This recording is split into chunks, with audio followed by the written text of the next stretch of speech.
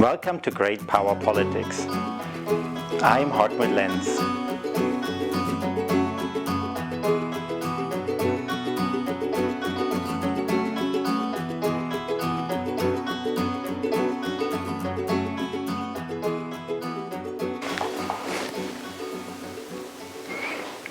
Today's class will be about conceptualizing power. What is power? How do we understand it? How do we measure it? Is it real? Is it something which is a tangible kind of distinction between countries? Or is it something which is actually only there in theoretical concepts and not necessarily that important on practical terms? So in this lecture, I really want to look at the one hand at the conceptual parts of power, but at the other hand also on the empirical and practical problems which come with these kind of concepts. So we will go right into the slides, so please stay tuned. Thank you. First, I would like to look or introduce John Ikenberry's book, Liberal Leviathan. As I said already earlier, this is not that I will use this book as a textbook, but I will use quite a lot of the central ideas from this book. It's generally a quite good book. It's a little bit older, from 2011, but it is very prominent. And it's actually very prominent in today's world as well. Why? Because one of the central ideas Ikenberry is producing here is to look at how the international system works from international institutions. So he's looking at international institutions, looks at the United States role within these international institutions, and more generally within in the world at large, and kind of shows that these international institutions are participatory. So other countries can participate in them as well. But at the same time, these institutions are a little bit skewed in favor of the West more generally, but more specifically of the United States. So he's showing that the international system, as he calls it, creates the advantage for the United States within the international system without a strong exploitation. Why is this very important now? Well, if you recently listened to the international press, there was lots of claims that China is using the WHO in order to kind of transport its own message, that it becomes too important in the international system and therefore doesn't work in favor of the other countries. So this is a kind of, if this is true, it can be debated. It shows that the power structure within international institution is up for debate as well. And so this is something which makes this book very current in this form as well, because it kind of shows that the international system is really important and that there are kind of power struggles within these international organizations as well. If, as I said, on the portal site, you get all the readings which are necessary to do this course. If you like this book, if you're interested in it, I highly recommend it. Then you can buy it easily on Amazon or any other kind of bookseller of your choice, and it is readily available. So feel free to buy it, but it's not necessary to kind of successfully complete this course. Okay, well, what I want to first think about it, what do we mean with great powers? Why do we kind of talk about them at all? Are they specific countries? Are they blocks? Are they regions? Are they constant? Do we always talk about the same countries, or are they actually kind of changing over time?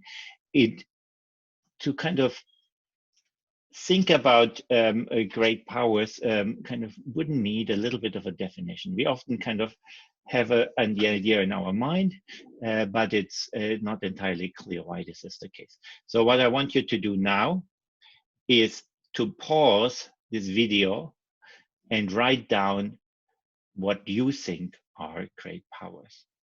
just write a couple of points down. Please upload them on the portal site, which is kind of, you can write them on a blank piece of paper and make a photo, or just write them on the computer and upload them. Not on the portal site, I mean on the Padlet site, on our classroom site. So yeah, please do that if you get a chance. So please pause now. Okay, I hope you took some time to write this down, and I hope you also immediately uploaded it to our Padlet site. If not, just do it later. And I want to give you my interpretation of this. So when we think about great powers, we very frequently think about, of course, for one and foremost, the United States. The United States often seen as a superpower, more powerful than any kind of other country, leading the Western alliance and being really kind of an important actor. And if you did the introduction to international relations class, you have seen that the country has been much more influential in many international spheres than other countries. Remembering the Cold War, people might also think that Russia, or previously the Soviet Union, but now Russia might be one of the great powers. Definitely in terms of its military capability, its amount of nuclear weapons, etc., it could be seen as one of the the most powerful countries in the world. But is it really a great power? How do we define it? What about the economy? What about the soft power in terms of social influence on other countries? Yeah, that's not so easy to answer. Then, of course, if you think about this, the third country which comes in mind is, at the moment, of course, China. Especially here in Asia, we see that China is rising in its influence internationally as well. It is one of the 5 permanent members of the Security Council.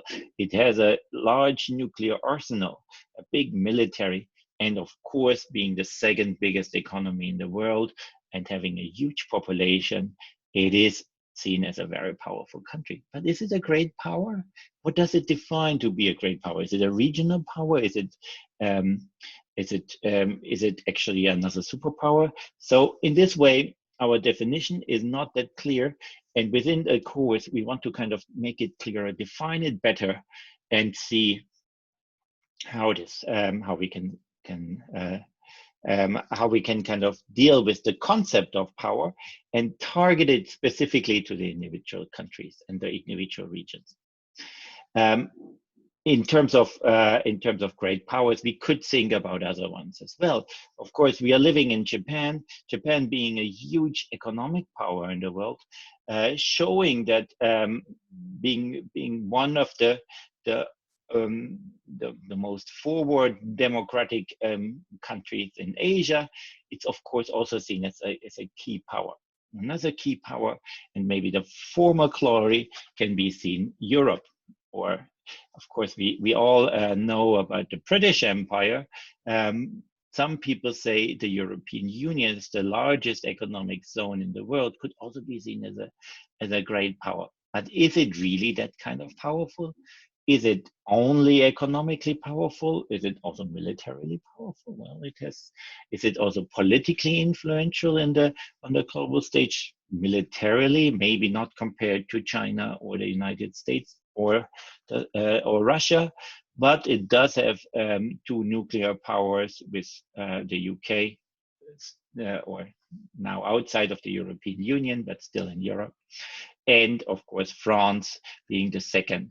Again, within Europe, there are 2 members of the permanent 5 of the Security Council, and the United Kingdom, now outside of the European Union, but within the European Union, France is still a member of the Security Council. So we could kind of think about this, maybe the old world kind of power, which has been declining, maybe not, maybe it's on the rise again. We will discuss this within this course to see how Europe is standing on the international stage as well. There are other ones we could think about. For example, India. Yeah, India is maybe not as powerful as the countries which we have seen economically, which is the countries we have looked at before. But it is definitely on the rise. It is becoming more influential because it becomes more successful economically. And being a young member, but also being a nuclear power, having nuclear weapons, as well as having especially a huge population and a very young population. So lots of people think there is an expectation that it actually rises in power. And that is something which is really interesting about great powers, is that it's not only about the at the moment situation, but it's actually very often much more about the projection into the future. Does a country or a region increase its power or decline, and how does this change in its status, so to speak, it kind of affecting neighboring countries, also affecting the global stability. That's one of the key aspects we want to evaluate in this course. Another interesting, just a side fact here, is that regionally, of course, we see a surprising picture. We see this kind of, if you look at this map, you see like some continents which have no kind of great powers at all. So of course, Africa is in this picture not prominent.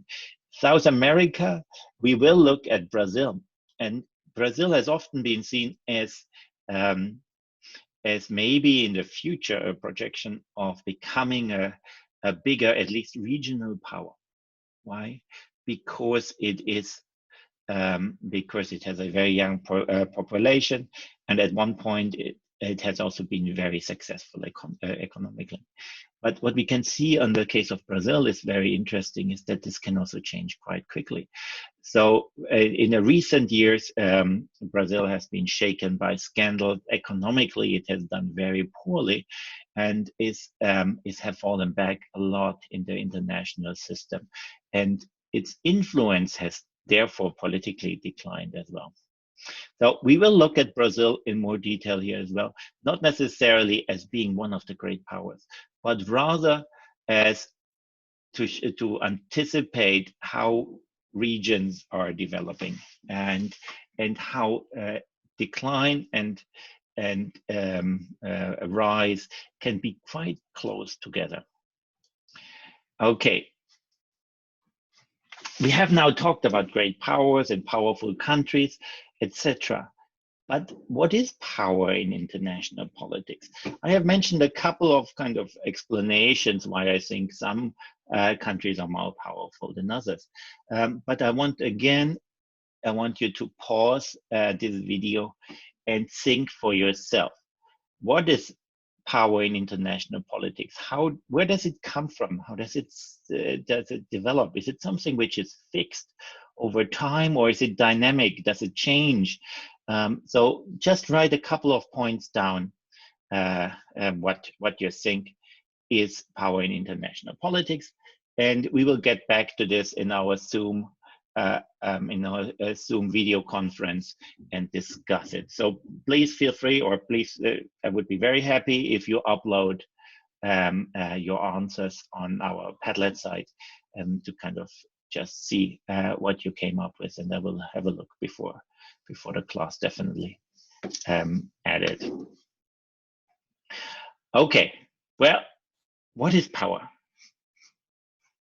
The interesting part about power and the definition of power in international politics is that it's a central concept.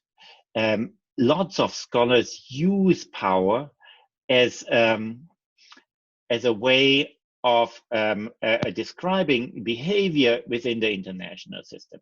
So we will talk in the next class about realist theory, and what you will see there is that power is at the core of the theory, and the core kind of defining the behavior of countries is driven by power. But it's not necessarily kind of defined very well theoretically. So how we often kind of measure power can be kind of distinguished in two groups. The one is a theoretical definition of power. The other, an empirical definition of power. So theoretical definition of power is often that a powerful country is one which kind of is capable of swaying positions of other countries and kind of influencing the behavior of other countries if it is against their own preferences. The one problem with this is that preferences of countries and behavior are very difficult to predict and very difficult to measure, not to predict, but measure.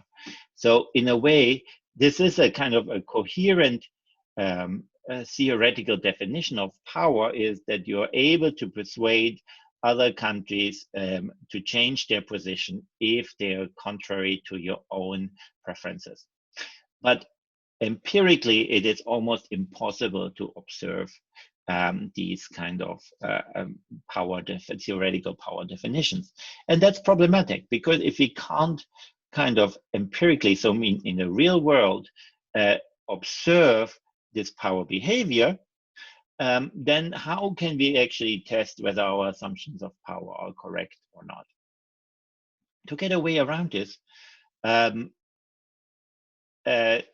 scholars actually used two ways of empirical definitions. The one is to look just at who is kind of who is changing, or who is kind of influencing the positions of other countries in the international system, and then see, kind of conclude that if countries, if on the international system, if things are done to the liking of specific countries, then these countries must be powerful, because otherwise things wouldn't be done along their ideas. And that's true, but in a way, it's a tautological definition. What do I mean with a tautology? It means it's like a circular logic. So in a way, we are arguing that power is really important to change, to make decisions on the international stage. And then we are arguing at the same time, we can understand whether countries are powerful by looking at the decisions. And so there is no kind of external validation which kind of shows us that this theory is true or not. So it's this is often called a tautology, because you can never disprove this kind of theory. To give you an example, within Europe, people have been looking at which kind of positions are taken up by what kind of countries. And the argument was that the countries which are kind of very close to the ideal, have the ideal kind of preferences very close to the decisions which are taken, are the ones which must be the most powerful. So this study was done empirically. They were asking actually countries, all the European countries, before they made decisions, and asked them, what in these kind of negotiations, are your most preferred outcomes? And then these countries told them, and they tried to be methodologically correct, so to get good answers and real answers from them. That's another problem which we can't talk about here, but to get real answers. And then they kind of looked at the outcome and compared it to the best solutions for each country. The surprising fact was that actually the most powerful country in this kind of concept was Denmark. So Denmark doesn't really strike much as a very powerful country within the European Union. It's relatively small. It has like not that many people. Its economy is good, but it's not the most important country in this way economically within the European Union. So we could have two explanations for this. One, the country is indeed very powerful. It's not using like hard power, like the economy, and kind of bullying others. maybe it's very good in convincing countries, and this is often called soft power, able to convince other countries that their position is the best. Other people would argue, no, because the definition is not necessarily right, because you could have on the one side a very powerful country which wants one extreme, on the other side another powerful country which wants another extreme. So actually it's just sitting in the middle of these kind of two countries, and therefore it's not necessarily powerful, but by coincidence of its position, which is maybe more moderate in any way, it becomes its own preferences become the one which actually kind of are decided on. So it's more about kind of the middle point is these two extremes, which is then by coincidence the position of Denmark, rather than that Denmark has been powerful enough to kind of deal with it. So this definition, we will talk about this more in the next class, but this definition hasn't been very good. There are other kind of definitions, and generally we do talk about where we kind of not measure actually the use of power, but measure some kind of factors which we think makes a powerful country. We generally distinguish between material elements or tangible capabilities and non-material elements or intangible capabilities. Material elements are something like military capabilities or economic capabilities, etc. The argument is that if a country is strong, very strong militarily, it can actually force other countries to do what they want. If it is capable economically, it could also use economic measures like sanctions and others to constrain other countries, but also it could use its economic power to harm countries. And therefore, these kind of tangible capabilities show how much influence the countries can have by threatening other countries. Intangible capabilities, non-material capabilities, are often seen as something which is even more difficult to measure. Something like having lots of diplomats all over the world, something which, for example, we see with the United Kingdom, having a really good network all over the world, being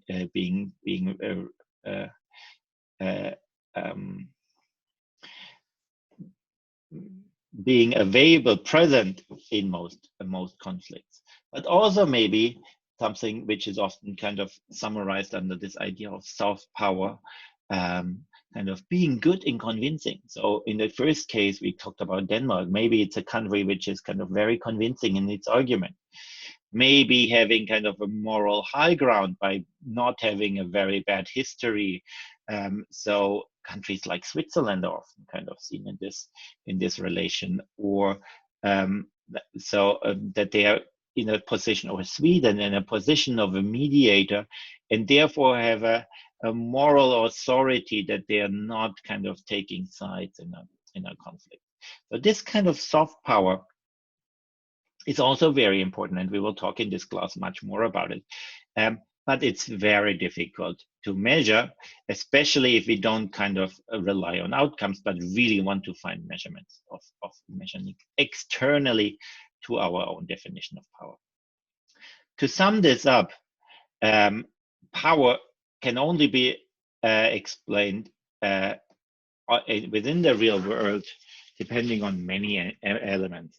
And this kind of definition is always kind of debated and tricky, but we will try to kind of look at the countries individually to kind of understand their position within the world and in the international system. Next class, we will talk more about different concepts of power. We have something like relative power versus absolute power, for example, etc. So we will have many kind of more nuanced views on it. But for now, I want to kind of, the gist of this kind of long talk was basically it's difficult to measure. We can kind of, empirically, we can distinguish between tangible or material capabilities, and intangible or non-material capabilities like soft power. This is an old chart I look at here, so don't kind of think about the numbers; they're not really relevant. But what we can see, if we kind of think about tangible, the economy and the military expenditure as a tangible kind of form of showing power, we see that, for example, the US, United States, is really important in this kind of aspect in terms of GDP, but also in terms of military expenditure. We also see that China is economically really important in terms of military expenditure. This graph doesn't really show the reality anymore. The military expenditure is much bigger now. In terms of Russia, actually, it went a bit the other way. Military expenditure is still very high, but economic influence is a little bit less. So we do see that in a way, it coincides with our assumption who are the most powerful countries in the world. At the same time, we will question whether this is the best definition which we can use to define the power. Within this class, within this kind of lecture, I used already a couple of times the concept about the international system. So what do we mean by this kind of international system? Again, we will go into the theoretical concepts more in detail in the next class, but I want to give you some kind of more general overview. So under the idea of the international system, we see that these are the often called the rules of the game. So it's basically how countries interact with each other, how they treat each other, and who is kind of influencing the decisions between countries. And this is important because we kind of think about different shapes, how this kind of structure could be. The one is often seen as a unipolar world, where the United States is the most powerful country in the world, and the rest of the countries is a kind of are kind of going along with the positions of the United States, sometimes more, sometimes less, but generally kind of speaking, the United States is the one power which is kind of which is standing out among all of the other countries. Then there is another kind of idea which is called a bipolar system. So this is, we know this from the Cold War, where we had the United States on the one hand and the Soviet Union on the other hand, and they were almost kind of balancing themselves out. So very often now people think about a bipolar system where we have the United States at the one hand and China at the other hand. So in this way, we could also kind of see, like, are we moving into the direction of a bipolar world where there are two kind of key poles, and the rest of the world has to decide whether they're either on the side of the United States or the side of China. The last kind of idea is what is called a multipolar point, so that we don't have necessarily one or two overarching countries which are more important than anybody else, but that we have different kind of power, different powers within the international system, but nobody who is really dominating. This is called a multipolar. So we have regional power. So maybe the United States is the biggest power, but still not kind of the only one which is mattering, or not the one of two. And maybe the others are more regional powers. So you would have maybe the European Union also as a regional power, or China, or the Soviet Union, India, etc. So you could have many different kind of actors within this system, and depending on the different topic, they are become more or less powerful in this setting. Okay, why does it matter what kind of international system we live in? Well, because lots of theories about power distributions tell us something about the stability of the international system. Generally speaking, we see that bipolar systems are relatively stable because they have a balancing situation. So if one side becomes more powerful, the other actually kind of reacts. And so we do have a kind of a balancing situation. And that is often, lots of these theories are kind of developed on the idea of the Cold War. However, what we have to see is that during the Cold War, of course, the situation didn't seem to be that stable, and it led to a nuclear arms race, which, if conflict would have emerged, would have had terrible consequences. So yes, we think it might be stable systematically, but it's also a very risky kind of situation, especially if it's kind of connected to a nuclear arms race. Again, if we look at unipolar systems, we can also say maybe they are stable as long as this unipolar power is really much more influential than the other ones. Why? Because this unipolar power can actually kind of control all the other actors and can keep a peaceful situation. We often see that the United States, after the end of the Cold War, has this function of the unipolar or hegemonic power. This theory has been developed actually along the lines of the British Empire, which has been a very stable and peaceful period. However, one of the problems why it is not seen as necessarily as so stable is that it's really depending on the power position of this one hegemon. If the hegemon is becoming less powerful, then it becomes problematic for the whole system, and it might collapse and become actually something very different. For example, a multipolar system. Multipolar system is often seen as the least stable. Why? Because it has quite flat hierarchies. So the risk that some of the actors are in conflict with each other is higher. And therefore, it is also no other kind of country is capable of controlling these actors. So it's often seen as the least stable situation within this framework. Well, actually, please think a little bit about these ideas of international system, about power and its problems, how to define it, and also about maybe the different forms of international systems in terms of hierarchy, etc. We will continue with this in our next class. This is the end of our first lecture, and I look forward to seeing you in a couple of hours, all on the Zoom meeting. So take care and look forward to seeing you. Bye-bye.